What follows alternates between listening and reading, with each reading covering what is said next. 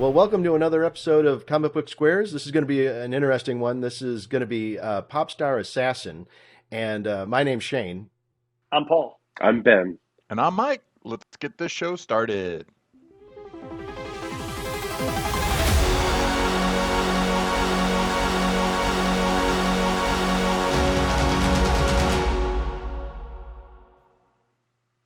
All right. Well, before we begin, do me a favor and just hit that like, subscribe, and notification bell. It really helps us to keep bringing this content to you, and I appreciate it. So this is going to be an interesting one. I'm going to kick it off to Paul so you can tell us a little bit about the artist and the publisher.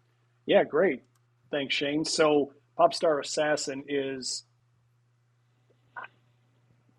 I tell you what, we'll just describe it as we go, but it's from a company called Behemoth Comics. You can go to their website. It's allhailbehemoth.com. I mean, that should be all you need to know right there.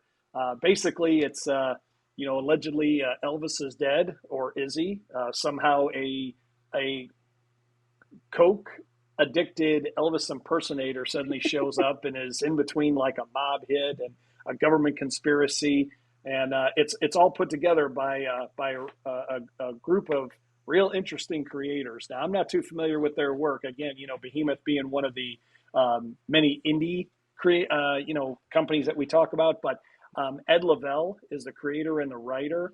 Marcelo Basile is the artist. And again, I'm not super familiar with any of their previous work, but this was a very interesting piece of work, to say the least. Yes, it is. It is. Wow. I mean, Ben's jumped at the bit. I mean, right on the cover, it promises the first explosive issue, and yeah, my mind exploded a few times actually. Yeah, it is. I mean, what is in the Doors movie when they go out into the desert or whatever and take peyote and they go on their dream walk or whatever. This whole book is this is basically a dream walk. This is basically like the morning after the Hangover if they were all dressed like Elvis. Yeah. Wow. And here's the thing. Now you had said, did Elvis die and was taken over by this impersonator? I almost got the impression, and I'm going to say, because it's so all over the place, I think you could definitely put all of your own interpretations into this piece. But I almost got the sense that this was like an alternate reality where there's the merging of two characters. I mean, that revelation comes in the middle of the book, so I don't want to spoil it. But I mean, on the cover, you can tell that it's, an Elvis-like character, but there's a merging of another character that. Yep. And so I almost felt like it was an alternate reality, but maybe I'm wrong. No. And I don't think there's any wrongs. There is, can't be righted. There are G men walking around, and there's mobsters and alternate versions of like movie stars who are now turning tricks. Like it is friggin' bananas. Sold. Sold. It just cracked me up when Elvis impersonator is getting into a fight, and all of a sudden these guys walk in. They're all allegedly like G-men, and there's like 5 or 6 of them, and they all look like they all got like the Men in Black suits, and they're all like shaved heads or whatever, and you're just like, what did I just walk into? While he's in the alley taking a pee, talking to some dude who I don't even know was like part of his imagination or if it's a real dude. It is. Well, and then I mean, wow. a guy pulls out a gun, one of the hitmen, and he starts firing. And usually, what's the usual like sound effect for a gun? Blam, blam, blam, or crack. This one goes doom, doom, doom. Like no shit.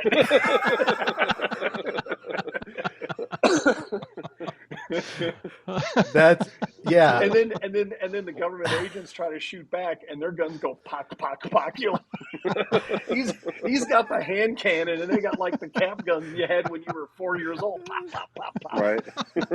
I'm just like this. Oh my god! Yeah, it's completely off the hook, man. Oh, and then I mean, I'm not going to spoil it, but I mean, when his manager comes out and is like, "Hey, you got to get up on stage," and then the thing happens, and then he's laying there and like, "Hey, don't worry, he's got to get on stage." So I'm like, "Wait a minute, didn't?" I'm telling you, it's like the Hangover. That they all had sequin jumpsuits on. It's just completely off the hook. Wow, there's okay. Now, to your point, I mean, Ben. Well, I see. You know what? It's funny you said the alternate reality, because at first I was like, I was reading it. Well, by first I meant after I read it, I was like, okay, this is like maybe it's an impersonator. Maybe Elvis was his dad. Because there's the father talking in the very first few panels. So I'm not giving anything away, but maybe Elvis was his dad or something. But then, to your point, Shane, then now that I'm thinking about it, his full name, main character's full name, Bruce Presley. Then the woman who is his friend at the bar, and so now thinking about it, it feels like some mixed alternate reality, like that's with throwing all these characters together in a drug-addled, piss-covered impersonator. Yeah. Like poor Bruce is going down the same trajectory as Dad did. Yeah. But it was oh my gosh, I couldn't stop reading it. Like, it was like this is crazy, like what the hell. But also I was like going panel to panel going, okay, wait, let me go back 2 panels, because was he responding here or was he talking about there? And then I don't know, and then the bag lady shows up with the sack full of stuff I don't want to give away, and you're just like, I know. Here's my whole bag of these things. Like, what kind of a world are we establishing that this happens with this bag lady? And then I thought to myself, is the bag lady is she an agent as well? Like, is she right? So, and I was waiting for her to pull a mask off. Like, I don't know. And at this point, anything could happen in that crazy. That's exactly the way it felt. I mean, it was like, boy, just shit sticking to the wall, and it was just I was like, man, I think I need to be on crank just to read this thing, Yeah. Well, those little blurbs on the back of a book sometimes, just a real quick blurb from somebody about the overall. I think I explained it as a trippy ride. That was my note, right? A trippy ride, right? In conspiracy. And because you're right, you got G-men, you got homeless people with mass destructive weapons, and you got all these things happening. You're like, man, this is entertainment, bro. Because it's like, how do you interpret this? Which way do we go, and how do we connect the dots? Heck, I don't know. That's part of the trippy ride, man. So trippy ride, man. Trippy ride. Well, another thing I thought was interesting about this piece is, we've talked about this before in other episodes about how the comic book art as a medium allows different people to kind of elevate themselves. And there's multiple people that get involved in a book, from the writer to the artist to the colorist to the letterer. And in this particular book, really, there was a page that lets the letterer in this instance really kind of shine. I mean, it was like, hey, here's your page to really show everybody what you can do. Because there's a lot of words on that page. That is a lot of swirling and like all sorts of stuff going on. So, I mean,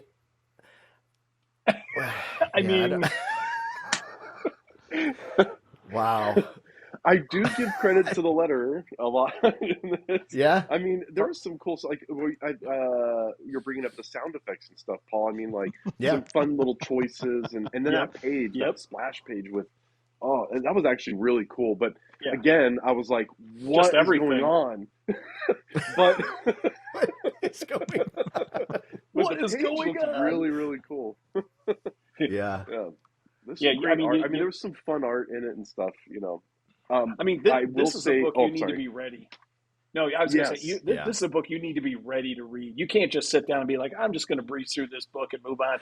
You're like, 100%. You get in the second page, you're like, wait a minute, hold on a second. Yeah. Let me. Yeah, they need to have a warning on the front cover. This is not your normal comic book.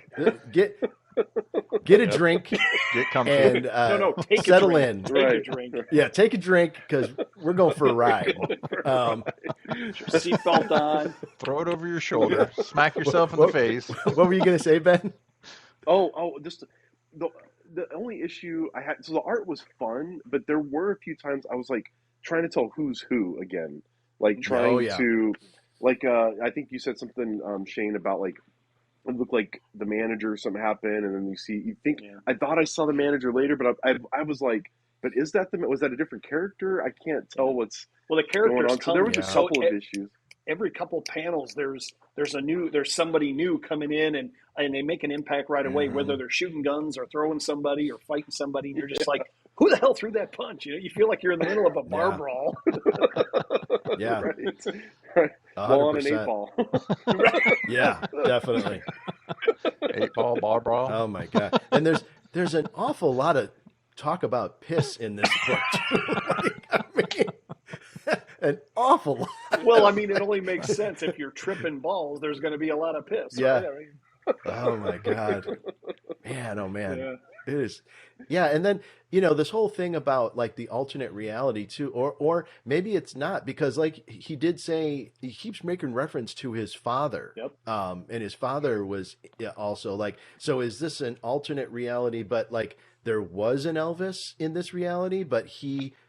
Well, I think other people made reference to the father as well, but that's then exactly it. But then you're just like, I don't know if this person is this a figment of the original guy's imagination? Is this guy real? Right. It kind of like you were saying first on, Shane. It's like, holy cow, I don't even know what's real, what's not, what's I guess, and sometimes again, I think we've talked about in other titles that we've reviewed, and that sometimes it's all part of the master plan and the master design. We just don't know yet because we've just had the experience of one issue instead of multiple issues. So right.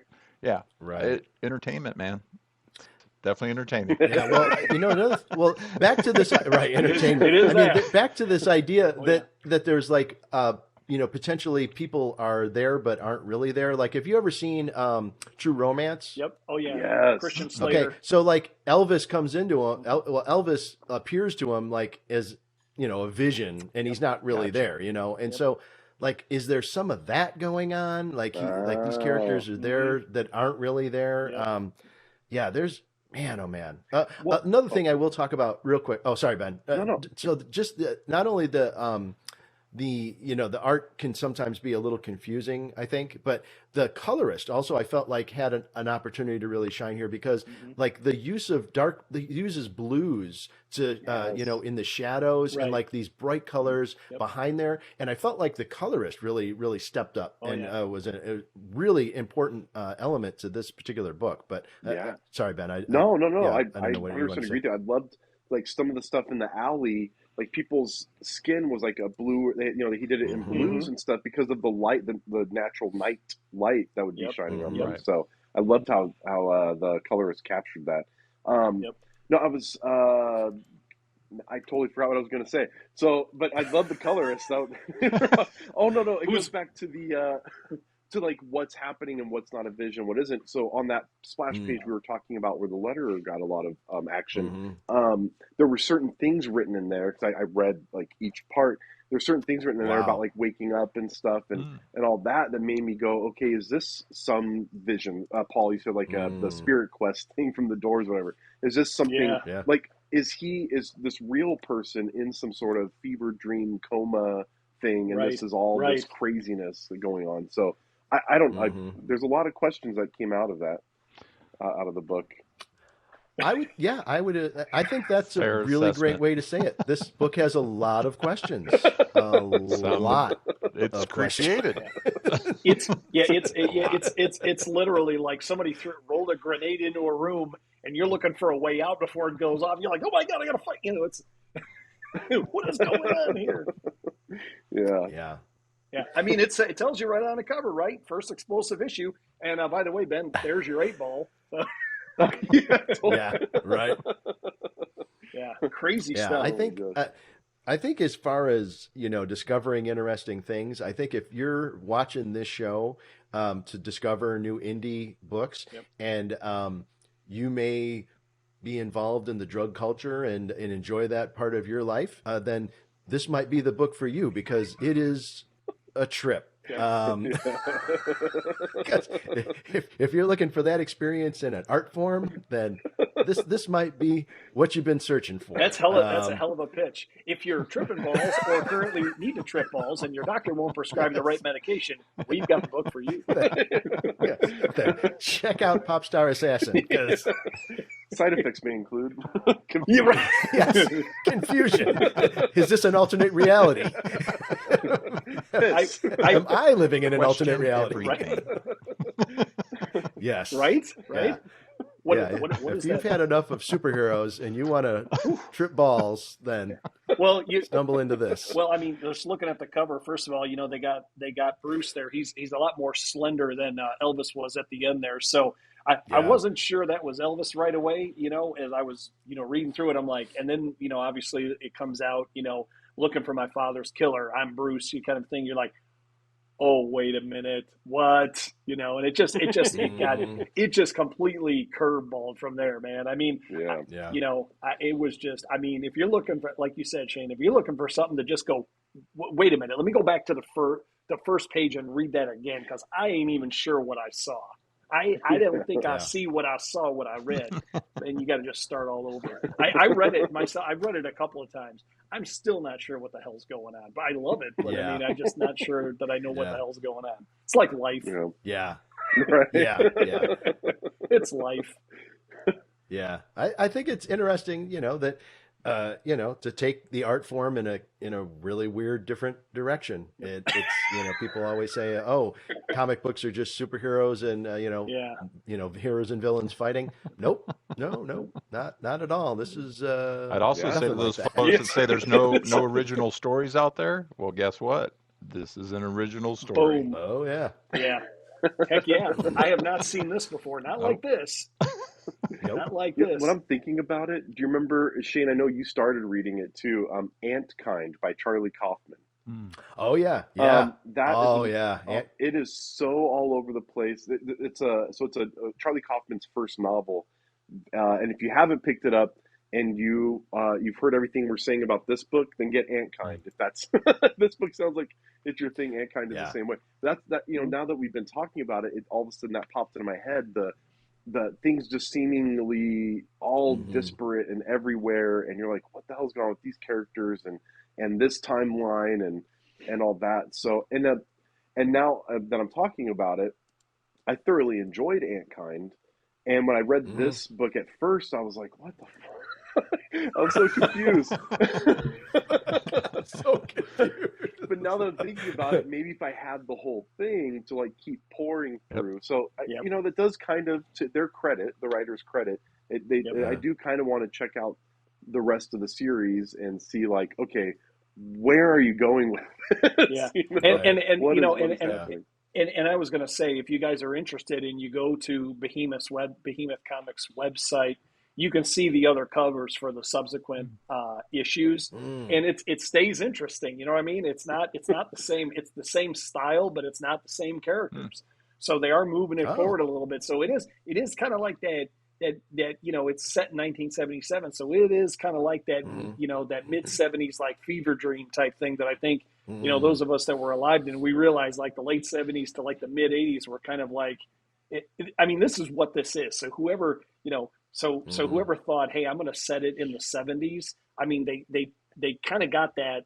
They kind of got that atmosphere down. You know what I mean? It was pretty wacky. Yeah. So again, it's worth the checkout if you're and there were some variant covers. Obviously this was the one we're going to show. Shane is the cover that we picked up, but there were some alternate covers for each issue as well, which make it very. So if you look at the variant covers too, and you can see those on the website. It does kind of give you an insight as to where they're not where they're going, but the kind of mindset that they were in. It is kind of a anything can happen and just sit back and hold on. Right. Yeah. Cool. That's interesting. Yeah. Look at some of the variant covers. You'll find them really, really interesting. Just for issue 1. Oh, that's cool. Yep. All right. Definitely. All right. Well, I think we should definitely move into the review section because Let's do it. I'm very curious to hear what everybody's reviews are going to be.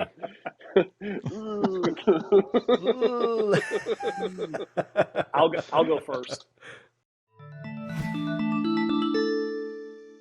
So, gents, for the story, just originality, it's obviously original. It's very hard to follow, right? We can agree on that. And maybe that's by design. But again, if you're trying to bring folks in, there has to be just enough, in my opinion, a little bit of cohesiveness just to, so when I get to the end, if I want to reread it, that's on me. If I have to reread it, that's on the writer, right? I mean, I get it. If that's by design, great. Based on that alone, but the originality is really what's going to help me probably elevate my rating a bit. I'm going to give it a 4 just on story. Okay, originality is definitely there. Obviously, Wow. the way it flows hurts it a little bit. So in terms of art, I'm going to land on a 3 just because while the art was decent enough for this story, it it didn't, it seemed, I expected the art to be more like the cover, and it wasn't exactly that. And I know, Shane, you mentioned like some of the color in areas was really, really good. And I agree with that. But I think the art was probably just a little more provincial than I expected. Yeah. So what's your overall? So with a 4 and a 3, overall is, basically a 3.5. So. Okay. That's fair. And that's fair. just issue 1, having not read the rest, issue 1, 3.5. And again, if you're into the fever dream type of late 70s, 8-ball thrill ride. Yeah. So I'll write Paul's coattails if that's all right with you two. I'll let you sweat it out a little bit more. I'm going to find some similar attributes as Paul. As I mentioned before, it is original. I summed it up on my notepad as a trippy ride, and that is absolutely some people's cup of tea, and some people it's not, and or drug of choice, or to stay in the arena that we're playing around in. But no, I mean it is. I mean, Indy, why we're here is to share our thoughts on things, and if it's not art to our liking, that is absolutely okay. The artist and everyone, that's what makes indie so fantastic, is that they have freedom of expression, and that again, there's a lot of audience out there that will probably absolutely love this, and so I think for grading, I'm doing actually 3s on both art and story, because I think there are original pieces. I think there are definitely, as Shane, you mentioned earlier, you and Ben were talking about, the letter and the colorization and all of that there are some really cool pieces. And because this is I'm basing a lot of my scoring on a one-issue read, because if we had said, okay, let's read the entire series and let's talk about it, that could look completely different, right? So based on one, I'm staying kind of in middle ground, safe ground, if you will, 3.0 on both for an overall of 3, because I think it is entertaining to the point that you are trying to figure out the dots. It's totally like, I did not put the book aside and say, I don't want to try to figure it out. It left me with, well, I'd like to really kind of figure out what the heck's going on. So it does hook you to that. I guess I shouldn't speak for all of us. It hooked me in that way to say, I would like to try to figure out what the heck's going on and see what happens. So a solid 3. So what really helps, I found out, is if you download, all the number 1 hits of Elvis and play it in your AirPods while you're reading it. Yes. There you go. Yes. You need a soundtrack. That's for right. This one. You just lay it on, baby. We can go on together. Ben, do you want to go or do you want me to go? Either way, I'll take it. Why not? All right. Let Shane wrap it up. Yeah. Put a bow on this thing. I will. So the art I'll start with the art. The art was good. So let's start with the art. This book, it had a cover, it had a couple of staples. Held together great. No, the art was actually, I liked the art. It was fun. There was some interesting choices. We talked about the color, that the different to differentiate, like being inside, you got the spotlights or the bullets whizzing by and stuff like that. The letter was amazing as well. Though my only issue with the art was sometimes there was a couple of the characters, and maybe again, I don't know if it's by design or what, but at least in this issue, I couldn't differentiate some of the characters. Obviously, the G-men, you're not supposed to, right? They're all looking the same. Oh, yeah. But like some of the guys working in the bar, the mobsters, like a couple people looked somewhat similar, so I had to double check, who they were. All that being said, so I agree as well, because I did, like I said, the letter, the color, even the art was solid, but there's a couple of a little bit of room for improvement in some of the things and differentiating people. With the story, I started talking after talking about it and with you all, and then the Ant Kind book popped into my head, and I'm like, I'm judging this on one issue. To Mike's point earlier, right? Without reading all the 12, I'm judging it on one issue. So I'm trying to temper my score on the fact that I don't know everything that's going to happen just yet. So I feel like it got all over the place, which was the point. But also it was, as Paul said earlier, it was hard to connect those dots all the way, and you're flipping back and forth, and so I got a little frustrating because and I'm parroting Mike here, but I want to know what's going on. Like I was interested enough in the characters and stuff to be like, what the hell is happening? And so I'm trying to piece it all together. So I'm going to give it, I'm tempering it based on hopefully the rest of the series is really awesome. I'm giving it a 3 this is there a too. Huge build-up. You have us on the edge, man. I'm on the edge of my seat. I had to talk so I wasn't, going to hyperventilate or something. I'm kidding. It's not a 5 this time. No, it's. That's right. I'm going to give it a 3 on that for the so a solid 3 all the way across, because I am interested enough to keep reading it.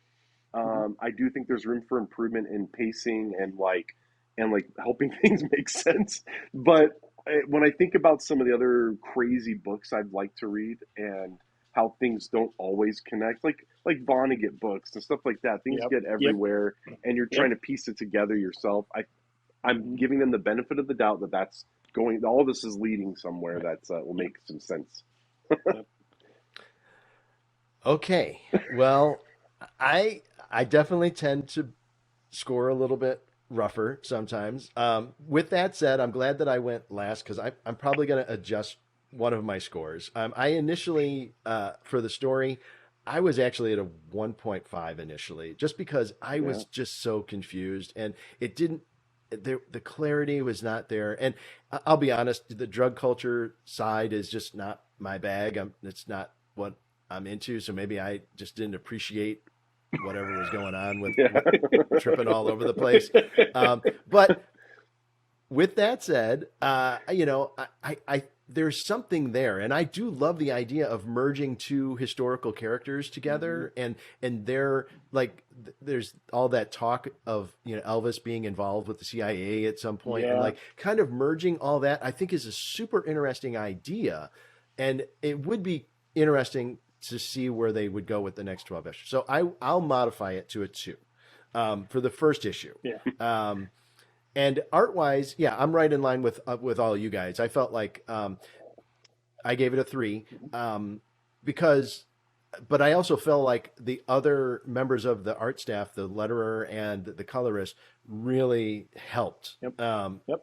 Because there's a lot going on, and just like to Ben's point that there's a couple of characters that I'm like, I thought this was the other guy, and now it's a different guy, and or maybe it's a whole new guy, and so when you get to that point, that takes you out of the story. When you there's already a ton of confusion story wise, and then when you add into that with the art, not great. So I'm going to say 2.5 for me as an overall. Now, and like we've said in previous issues or episodes, I want to make it totally clear that we, even though we give our ratings, this is our own personal feelings about these things. And if you are into, interesting mixes of historical characters, and you are looking for something that's completely outside of superhero realm, this is your bag. Definitely, check it out. Big time. And to see what other artists are doing, and like we had mentioned, some of the coloring and stuff is just really interesting choices. So definitely worth checking out. But just I can only base it on this first issue, what I gave it. So Yep. Yeah. All right. Well, all right. That was good. Another interesting one. Thanks again, Paul. Some interesting choices. It is. It's good stuff. Good stuff. That's my goal. Just keep it Yes. interesting. Good, bad, otherwise, tripping balls, blow your mind. You gotta cast the nets wide. You don't want the same cookie cutter stuff. That's not That's indie, right? Indie's not cookie Ooh. cutter, Yeah. and so I think Right. we're trying 100%. to That's stay right. true. So thank you, Paul, for doing that. So Yeah, and and again, these guys are with an established company. They're indie. They're not grassroots, ground roots kind of. They've got a foothold. So obviously this series is going to continue. They're going to get to finish it. So I'm kind of I'm interested in seeing where it ends up myself. I might wait for it to hit trade version because I'm not sure I can read this thing every 30 or 35 days and know what the hell's going on. So I've got issue 1 hard copy, but I think I might hold off, get the trade, and then just take a few drinks, and just go ahead and try to hit this thing in one shot. That's actually a smart idea. That's a smart idea. And then you guys might have to call it, might have to have like the police check in on me, make sure I'm all right. Yeah. Right. Yeah. Oh, man. All right. Well, thanks, guys. I appreciate it. All right. Well, this was an interesting one. And that's the whole point of this show is to, bring really different, interesting art and concepts to you guys. So please hit that like, subscribe, and notification bell so we can keep bringing you interesting stuff like this. And we'll see you on the next one.